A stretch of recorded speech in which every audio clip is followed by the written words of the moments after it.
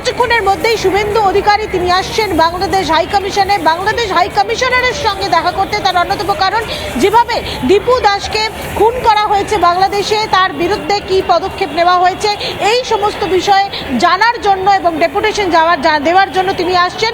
শুভেন্দু অধিকারীর সঙ্গে মূলত 5 জন সাধু সন্ত আসছেন, স্বামী মহাকালগিরি, সঞ্জয় শাস্ত্রীজি, সর্বানন্দ।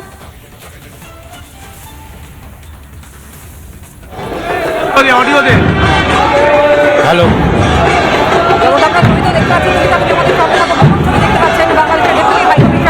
এবং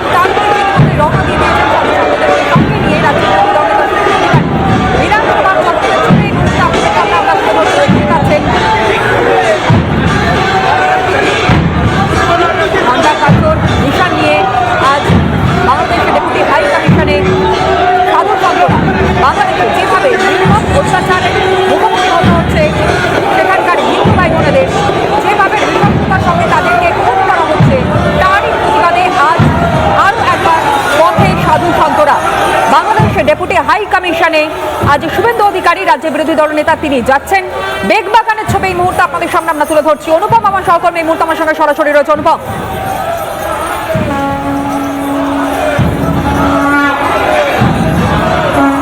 দেখো একদমই তাই। শুভেন্দু অধিকারী তো হাঁটছেনই, তার সাথে যারা হাঁটছেন তারা হচ্ছে সনাতনী হিন্দু সাধু সন্তরা। কোনো রাজনৈতিক দলের পতাকা নেই, কোনো প্ল্যাকার্ড নেই, শুধুমাত্র যে নিহত হিন্দু যুবককে বাংলাদেশে পিটিয়ে খুন করা হয়েছে তার একটি ছবি রয়েছে শুভেন্দু অধিকারীর গলায়। তার আগে সাধু সন্তরা তুমি দেখতে পাচ্ছ এখানে তারা ধীরে ধীরে এগোচ্ছেন এবং এখান থেকেই তারা ক্যামাক স্ট্রিট ক্রসিং থেকে সোজা বেগবাগান হয়ে বাংলাদেশ ডেপুটি হাই কমিশনে তারা যাবেন। দাবি খুব স্পষ্ট করে জানিয়ে দেওয়া হয়েছে শুভেন্দু অধিকারীর তরফে যে যতক্ষণ না দোষীদের শাস্তির ব্যবস্থা হচ্ছে ততক্ষণ আন্দোলন হবে এবং একজনেরও হিন্দুর ওপর যদি বাংলাদেশে আর অত্যাচার হয় তাহলে কাঁটাতারের এপারে পশ্চিমবঙ্গের হিন্দুরা একজোট হয়ে বিরোধিতা করবে।